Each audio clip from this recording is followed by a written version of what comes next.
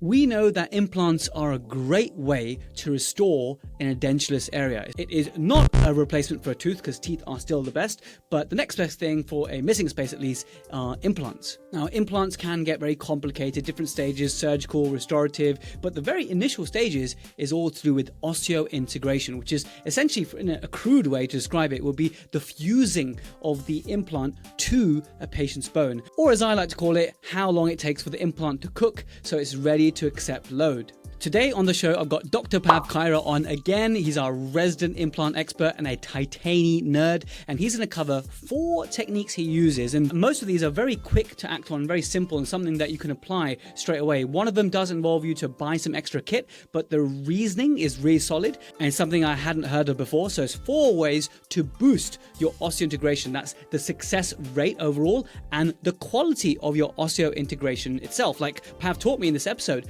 that most implants, when they're placed, about 56% of the implant is covered by bone. Or rather, 56% of the implant is actually directly contacting bone. And with his techniques, he's getting that much higher, which he believes results in a longer lasting, more successful implant. So he calls this all super osseointegration. Now, before we join Pav to reveal those 4 ways, I've got your protrusive dental pearl. Now, please bear with me because I do have an ulcer on the inner side of my upper lip. It's a little bit painful, but the show must go on. And my son is home today because it's school holidays. So I'm hoping he doesn't barge in and have to record this all over again. But let's go. Let's do our protrusive dental pearl, which is not an implants one. I don't do implants myself, but what I can tell you is about composite bonding. Here's a tip I picked up when it comes to anterior composite bonding.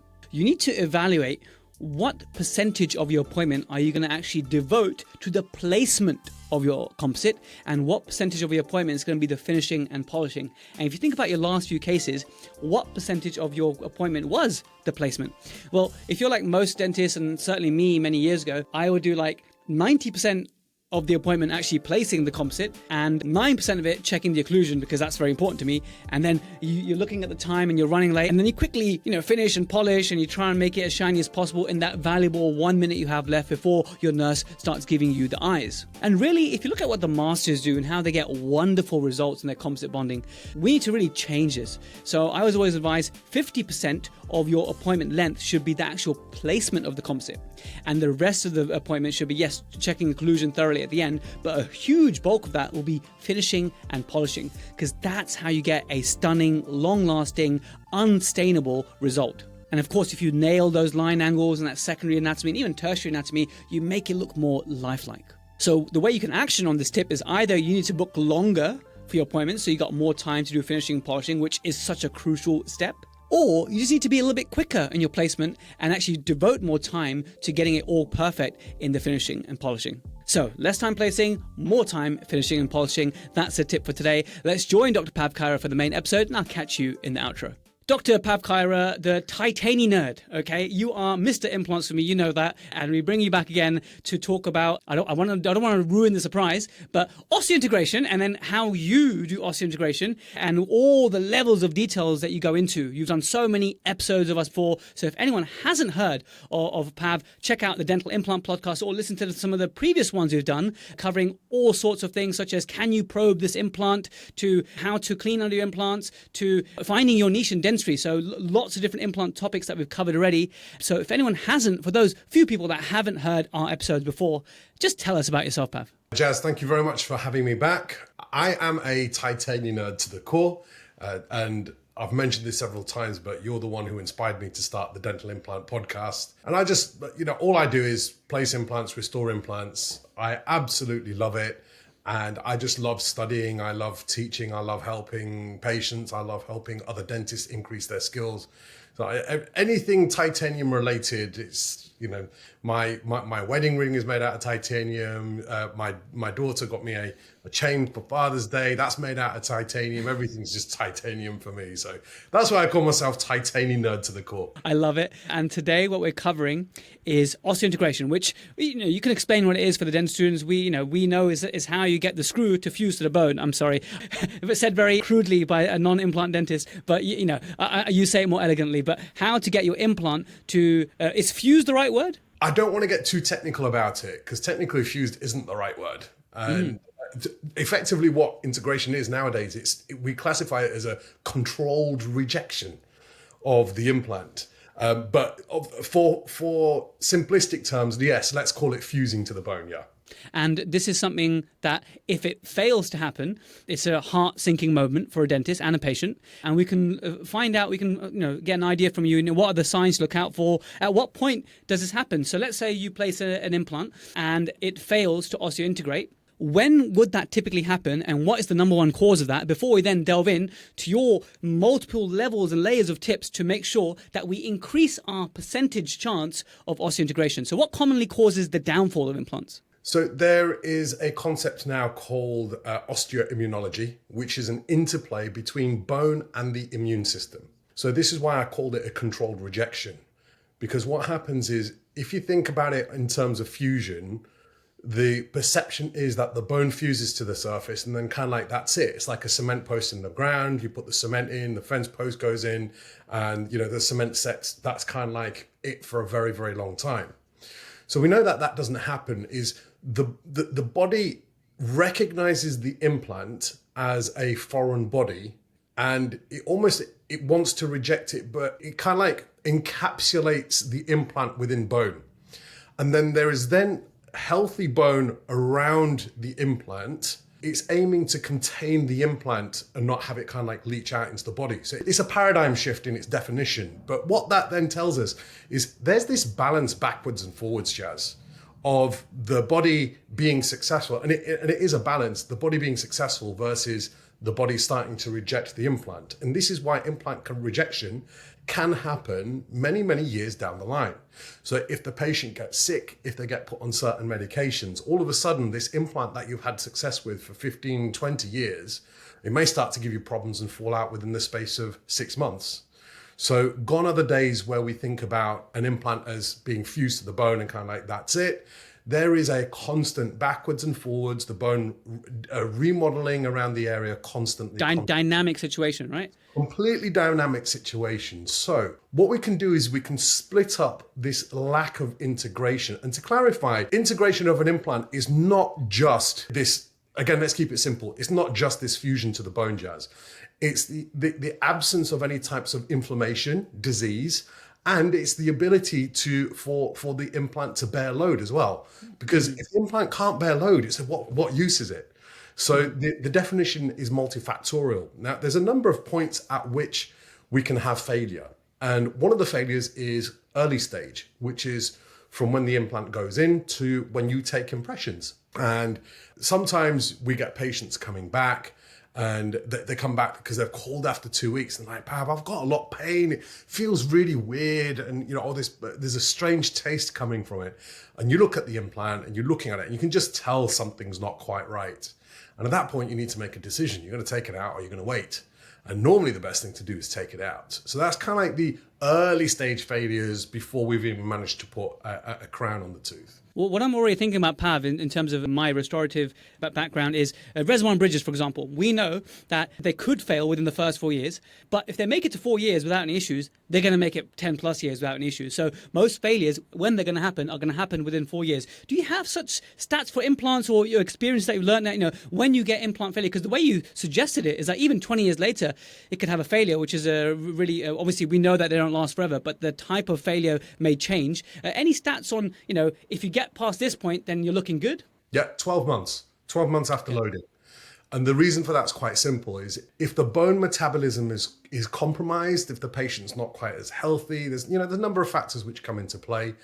It may be that at the time of impression that the implant's absolutely fine, and then you put a crown on it and you start to function on it, and that may tip the balance that there's too much force going through the implant into the bone, and then the body decides, no, I can't deal with this, and it just splits the implant out. I generally tend to find once we're past that 12-month mark, at that point, we're kind of like into average territory.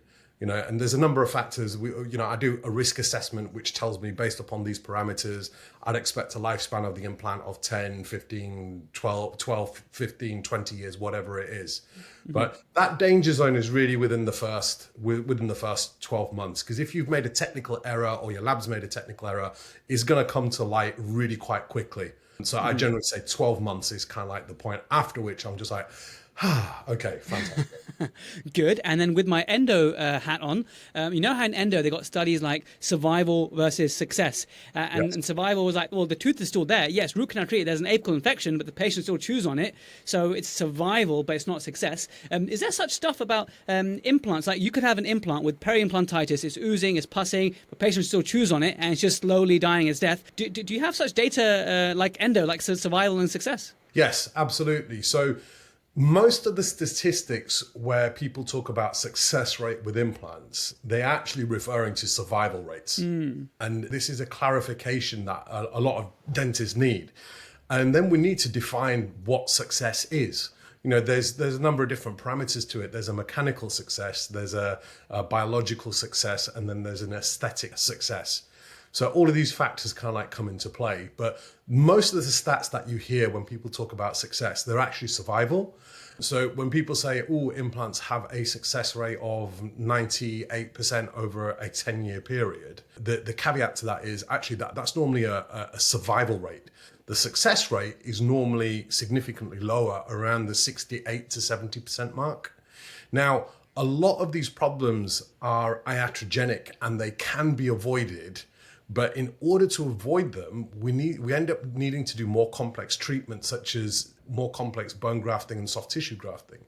So this goes back to the osteoimmunology principle that I spoke about before, Jazz. And the best way to think about it is the plaque, the bacteria, the biofilm, they cause an inflammatory wavefront, okay? And it's about 2 millimeters away from where the biofilm is.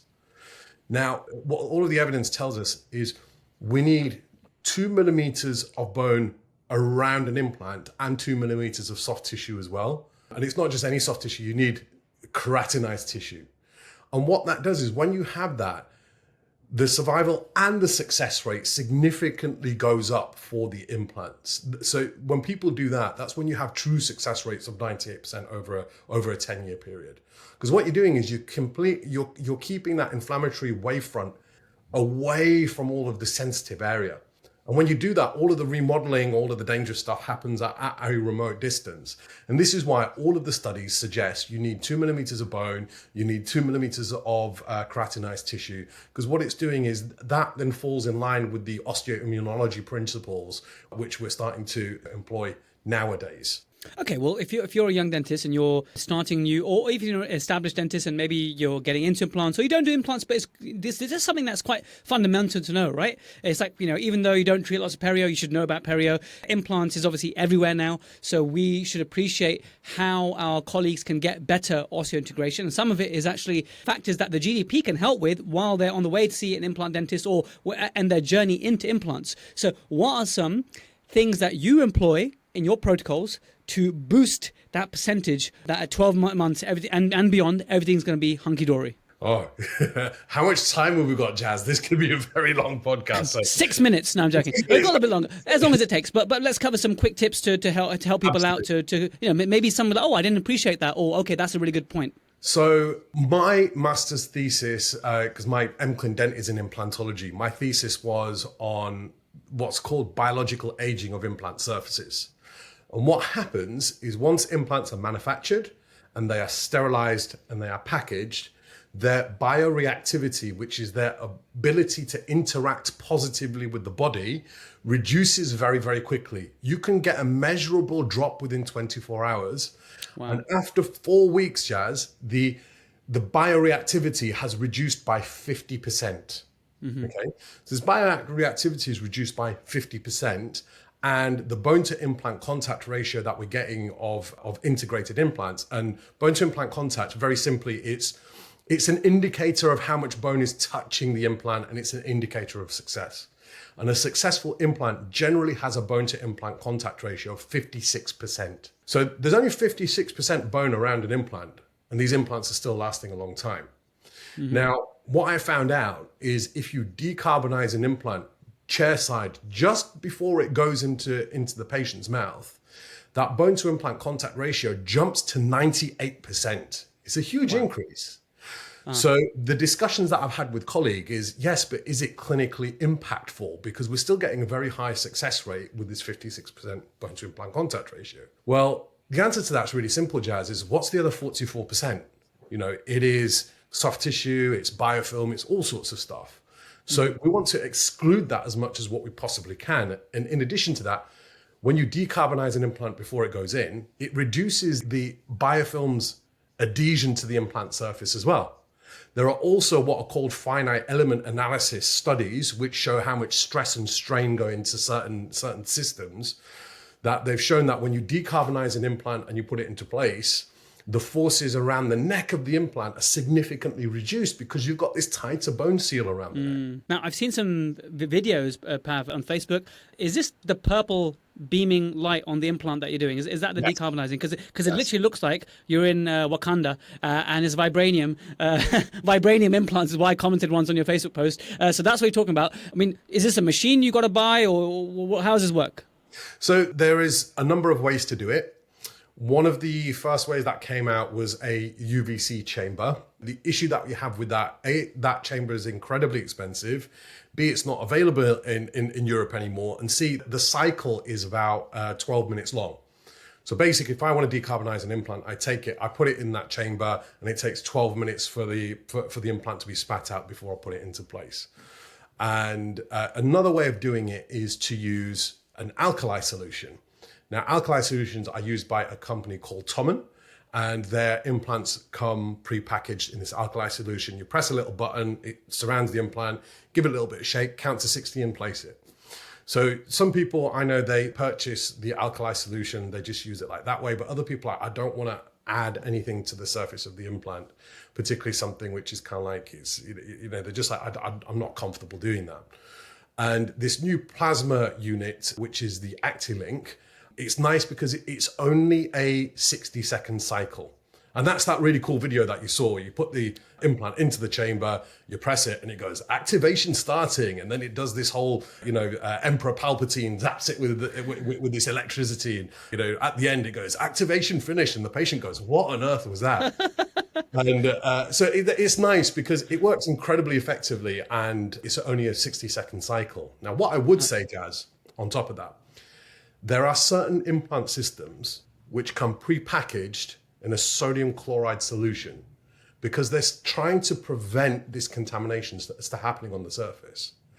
So there's two things that I would say to that. Firstly, when I take these implants and I condition them just before they go into place, I still get a better result with them. Mm-hmm. And secondly, there is a link between implant surface corrosion and peri-implantitis long-term. Mm-hmm. And all of the people that I've asked some very high profile people, does storing the implants in this salt solution increase corrosion of the implant surface? Nobody's been able to tell me yes or no. Mm-hmm. So in my mind, it's actually an untested system. It's an untested surface. But not only that, is even if it were a tested surface, you still get a better result by chairside treatment just before the implant goes into place. And this is one of the most impactful things that I have done for my implants. I'm not worried about marginal bone loss. I generally don't see that anymore. I'm getting vertical bone growing around it. And it's not just the amount of bone that you get adhering to the surface, Jazz. The quality of the bone is significantly increased, and the speed of integration is significantly increased as well. So it's up-regulated on every level. I mean, it makes sense. It's one of those things where it just makes sense to do because, like you said, what's the other 44%? Are there any long-term clinical trials yet to support this, or is this something that we're waiting to see if it actually results in clinical differences? So there are some clinical trials. As with everything, it started with animal trials and things like that. But we've known of this concept since about 2008. So it's not a new concept. Okay. As with everything, it kind of takes a little bit of time to get the ball rolling with this. Mm-hmm. There are some good studies coming out now, which is what they're showing. And these are human studies, taking what are called ISQ readings. An ISQ reading, you use a little peg and it gives you a numerical number as to how much your implant has integrated. So it gives you a numerical value as opposed to us just guessing. Mm-hmm. So these new studies, what they're showing is we can take these implants and put them into patients who are very medically compromised or whose bone is so poor that these implants are just spinning. There's a term for it in implantology. We call them spinners. We're always worried whether they're going to integrate or not. Mm-hmm. And some of these, what we call ISQ readings, they're so low to start with that the ISQ it can't even be measured because it's so low. And then what we know is if we can achieve an ISQ of 70, again, it's just a numerical value. We know at that point the implant has integrated. And what we've shown that these patients who have this extremely low ISQ get an ISQ of way above 70 within 12 weeks. And normally we wait 6 months for these patients. Okay. So we're getting integration within 12 weeks. And then from the point of restoration, these patients have been followed up for 2 years, showing that you don't get an increase and then a decrease again. You get this increase in bone quality and then it's maintained as well. So there are some studies starting to come out now, and I'm confident that as time goes on, we're just going to see more and more of this. Excellent. So the first tip there is decarbonizing. And all I can think about the whole time is this company that produces this, the unit they use, they need to make a Marvel Black Panther version. I would just love it that if it just had the music going and then suddenly, like they said in Black Panther's voice, like a vibranium completed, like, so I would just love that. That's mostly what I'm thinking about right now. Maybe I should get like a bespoke one made just for me, like all Marvel stuff. Dude, I'd buy one. I don't do it. I just buy one and I'd zap my crowns with it and I'd just wait for that. And my patient would be like, wow, what did you just do to my crown? Like, I decarbonized it. Emblem on the side, yeah. There's all sorts we can do. The world's our oyster. Okay, so tip number 1 there is decarbonize. This is brand new to me, so decarbonize your implants. Thanks for sharing the science behind that. That's great. Another thing. So another thing is drilling in the correct sequence and in the correct manner with the right tools based upon the patient's local and systemic factors. Okay, let me explain that in a little bit more detail. So there are 4 different qualities of bone. You get bone which is really, really soft, and then you get bone which is really, really hard. It's like wood. Yeah, either one of those 2 extremes is not good. So when bone is very, very, very hard, it generally has a very poor blood supply. And when it's very, very, very soft, it's generally not very metabolically active. That's the spinners, yeah? The soft ones are more likely to be spinners? Those are the spinners, yeah. These are the patients where, you open a flap, you drill, and it's just yellow fat. Vanishes. In there. Yeah, it just vanishes. Yeah. You put suction on it, and all of a sudden, there's no bone left. You're like, what am I supposed to do here? So we want something kind of like in the middle. And that's the best bone to actually put it in. Now, one of the things that I always get into, let's call them discussions about, is there is something called initial torque value. Okay, initial torque value is kind of like how tight that implant goes in on the day of surgery. Okay, now, a lot of people incorrectly state that if you put your implant in at too high torque, that it causes pressure necrosis of the bone.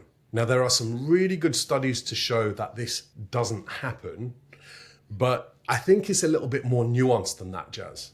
Okay, so there's 2 different types of bone. We have trabecular bone, which is the bleeding bone. It's the soft bone in the middle. And then we have the hard cortical shell on the outside.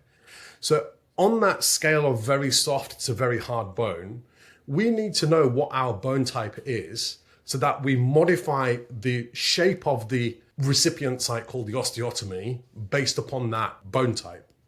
So what I'm saying to you is if I've got softer bone, I can under-prepare and squeeze in that implant and achieve the same torque value as very, very dense bone where I over-prepare and I get the implant to drop in almost to the apex, and then it's the last 2 turns where I achieve all of my what's called initial torque value. So the initial torque value on both of those may be the same. It may be 50 Newton centimeters, but where and how we attain that 50 Newton centimeters is very, very different. It could be 70 or 100 Newton centimeters. So it's not just simply a sequence of going through your implant drill kit, because your drill kit's really nice. Quite often it's color coded and you get told, use this one, then this one, then this one, then this one. It's not, unfortunately, it's not as straightforward as that. So you need to shape the osteotomy based upon the design of the implant and the type of bone as well. Okay. The other aspect to that as well is you don't want to overheat the bone. If you overheat the bone, that's when you do thermal damage, and that's when you're definitely going to have issues as well. I'm actually surprised at the number of people who don't track how often they're actually using their burrs, because they should actually be replaced very, very frequently. Mm-hmm. And the denser the bone, the more work that burr's having to do, so the more frequently you need to replace it. Any guidelines? So some people might be doing this thinking, oh, I've never replaced my kit. What's the life cycle? What's the life cycle of a drill kit? Every 10 uses at the very most, your burr should be changed. at the very most. And sometimes if I've got really, really, really dense bone, I will use the burr once and that's it. I'll get rid of it. I don't want to take that risk just for the sake of saving a few pounds, a few dollars, that all of a sudden that, I'm going to increase my risk of problems, lack of integration. Now, the other aspect to that as well, it's really nice biological drilling, is we reduce the speed at which we're actually drilling.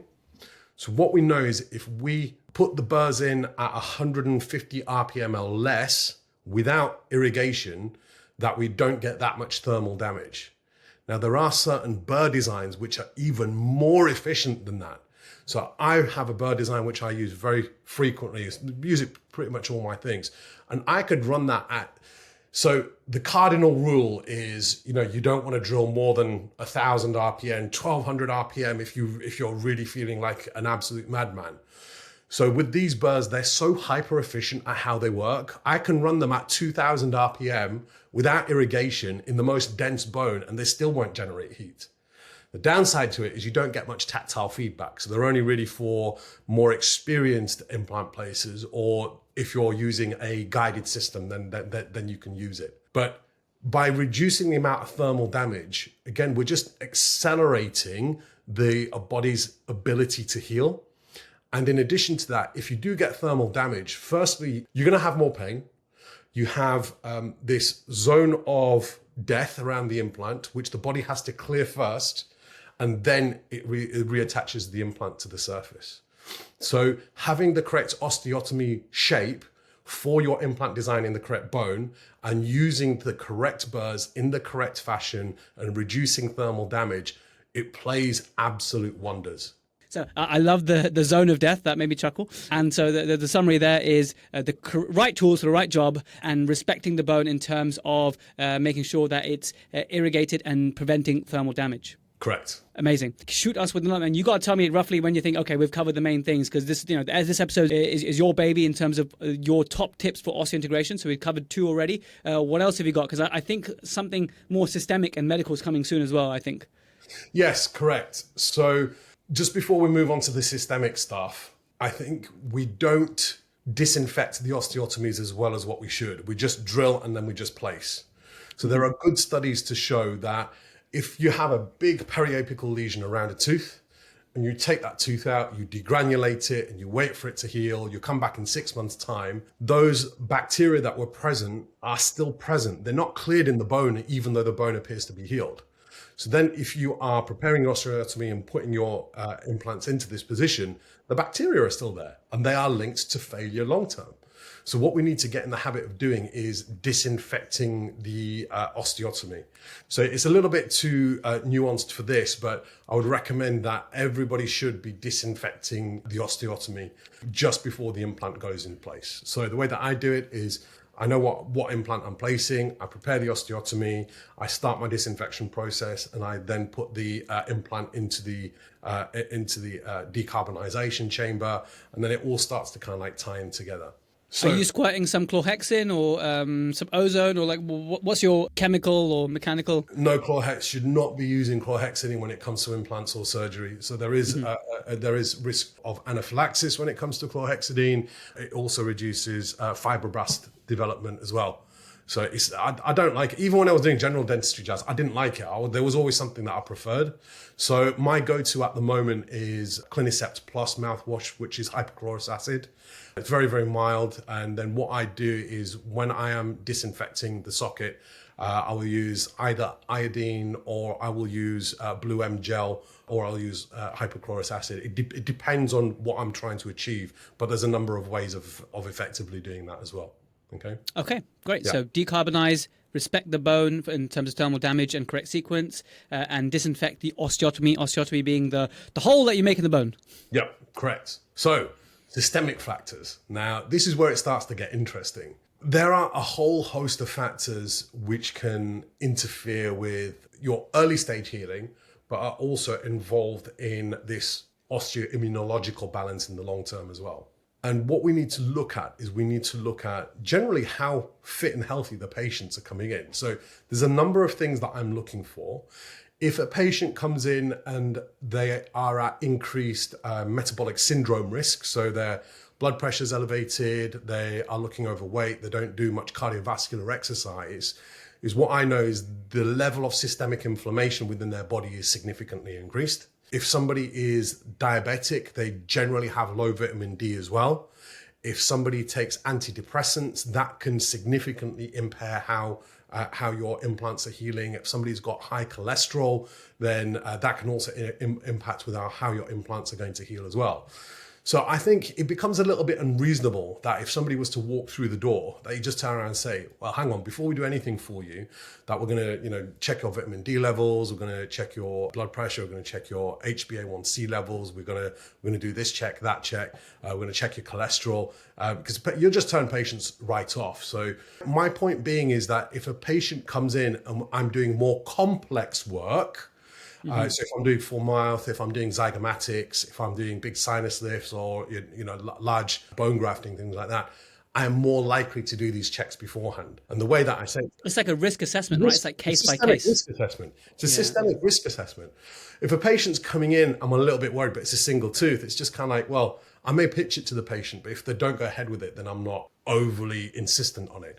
Sometimes you get this odd patient where it come in and you put an implant in and it doesn't take. You wait for it to heal, you put the implant in and it doesn't take again. And you're like, you know what, let me do a blood test. I'd say that 90% of the time, that blood test shows something undiagnosed, which has been impairing the healing for the patient. So we need to look at kind of like the general overall health profile of the patient and take it into balance with regards to what we're doing as well.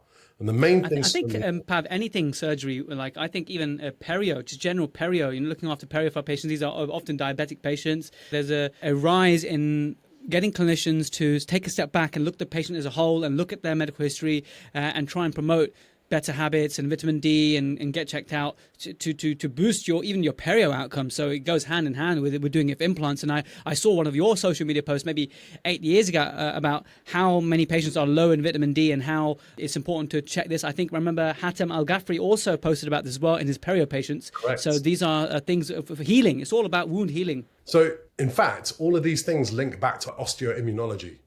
So vitamin D deficiency and diabetes are linked. And they are also linked to MEX risk, and they are also linked to osteoimmunology. So what we're finding now is all of these random things, which is kind of like, wow, we didn't understand that would be linked. Actually, when you trace them back, they're all kind of like falling underneath this umbrella of osteoimmunology.